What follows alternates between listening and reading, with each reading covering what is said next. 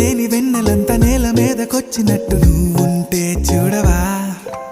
మంచువాన నన్ను ముంచెనంట, వాన విల్లు మీద ఇల్లు కట్టినెవ్వరంట. ఈ లోకమంతా నిన్ను చూసినంట, ఏ దిష్టి నిన్ను తాకకుండా ఇంటిలోనే దాచుకుంటా. రంగు రంగు తారలన్నీ తొంగి తొంగి ఒక్కసారి చూస్తా.